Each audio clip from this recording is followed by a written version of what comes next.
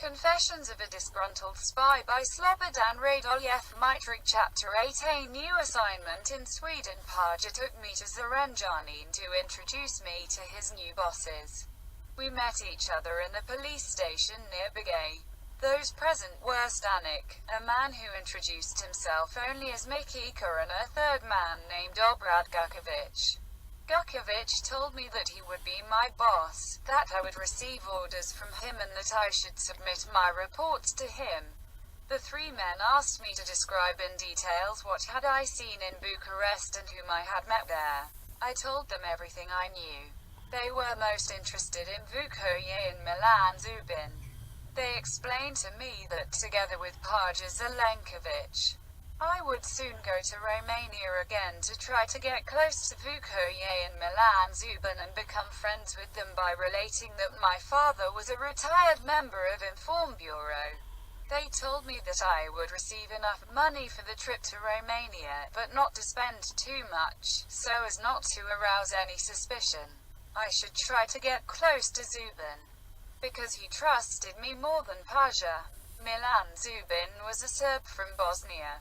He was a pre-war communist and within the partisans was given the rank of a major. He was a great idealist and completely devoted to the Soviet Union. He spoke about it with delight and excitement. Zorin, I have devoted my entire life to communism, but not to the communism we have in our country today. Tito is a big bastard, an evil and cunning man, who suffers from his own fame. He's become a revisionist out of his desire for personal fame and glory. He killed Arsa Jovanovic, chief of staff in the partisan war, destroyed the work of Zujovic, a leading member of the Communist Party, and sent numerous other communists to Goliotok, Yugoslavian concentration camp. Many people were killed and many more suffered from that fat capitalist pig that has crept underneath our communist skin and is now sucking our blood. That fat Onassis from Kumrovec is living today more lavishly than any king ever did, and so that he and his toadies can live in luxury. They sent more than 1 million of workers to labor in capitalist countries, most of them to Germany. I didn't feel comfortable listening to such disparaging remarks about our famous marshal, but nevertheless succeeded in not arousing Zubin's suspicions. I had to act as if and didn't reveal myself. Zubin grew even fiercer in his tirade against Tito, that false champion for workers' rights, putting on martial uniforms, wearing golden rings, medals and diamond pins, dressed like Hitler's big-headed Marshal Goering. Betrayed every principle that we were fighting and dying for in the horrible war against the Nazi dragon. And now he dares qualify us, true communists and fighters, as traitors, while he himself is the biggest traitor to the communist ideology and the public defender of capitalist agents from the West. He will, Zorin, one day stand trial before the Supreme Court, the People's Court. When I met Zubin again, he gave me several leaflets and pamphlets to deliver to my comrades upon my return to Yugoslavia, all attacking the regime in our country and glorifying Chinese communism. Vukoye spoke less and was by nature more restrained than Zubin. I succeeded in becoming his friend, and he often invited me to his house. One day, when I was sure that Vukoye would be out with his wife, I decided to go to his house without informing Paja. I opened the front door with Hajemi and looked all around the premises. I knew the plan of the house. The big padlock on the door to the attic I found to be very suspicious. I opened it easily with the Hajemi and carefully inspected the attic. I saw a paper lying in front of a big trunk. When I bent down to pick it up, I noticed that the trunk was very light. Instinctively, I pushed it away and was very surprised to see a trapdoor on the floor. My surprise was even bigger when I lifted the simple hatch on the floor and found a clandestine radio transmitter inside. I trembled from excitement. I quickly took a good look at the radio station and the rest of the attic, put everything very carefully back in place and succeeded in getting out of Vukoye's house without being noticed. I couldn't wait to return to Yugoslavia and brag in front of my chiefs, in front of Obrad Gukovic, about what I had discovered in Vukoye's attic.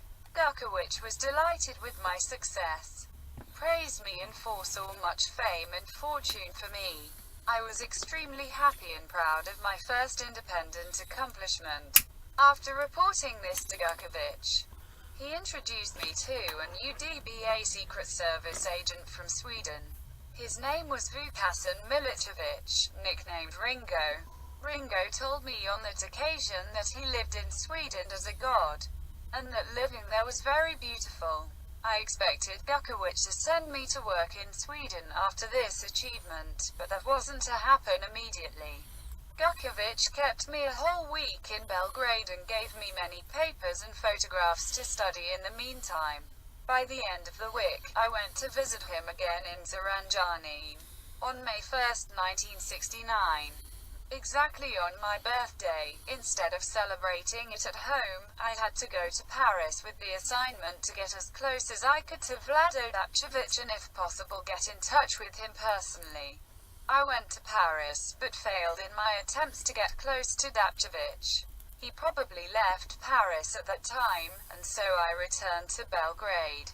After I came back from Paris, Obrad Gukovic gave me another task. He told me to prepare myself for a trip to Sweden. I was to go to Sweden as an ordinary worker so as not to arouse any suspicion by the Swedish police. If there were any difficulties with my work in Sweden, I was allowed to marry a Swedish girl and automatically become a Swedish citizen. Gukovic told me that my first assignment in Sweden would be to eliminate the Serbian and Croatian emigrants who were working against our country. My final objective was to gather information about the whereabouts of Vlado Dapčević and to get close to him, cautiously and without arousing any interest. Later, upon receiving the order to do so, I should eliminate him. Gukovic told me that I would work in Sweden on my own, which was very flattering. I was even more proud of myself, because they had given me the task of locating and finally eliminating such an important enemy of the state as Vlado Dapčević. I believed that if I succeeded in this achievement, it would bring me fame as a secret agent. I was eagerly awaiting for this encounter to occur and fervently wished to be the one to kill this major enemy of our people. I was sent to Sweden to contact a Secret Service agent in Sweden called Vukasin Milicevic, Ringo, as his backup in the struggle with Croatian and Serbian agents in Sweden. Not even Ringo was supposed to know the real objective of my arrival, the elimination of Pico Dapčević.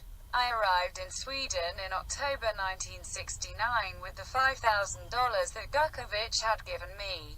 Obrad ordered me to give a half of it to Ringo and to keep the other half myself. I quickly managed to survive in Sweden. My knowledge of karate also helped considerably. During the first days of my stay in Sweden, I stayed at Ringo's, who he had a little club with a casino. After that I moved to Zdravko Pekanic's house. Ringo found a job for me in a karate club.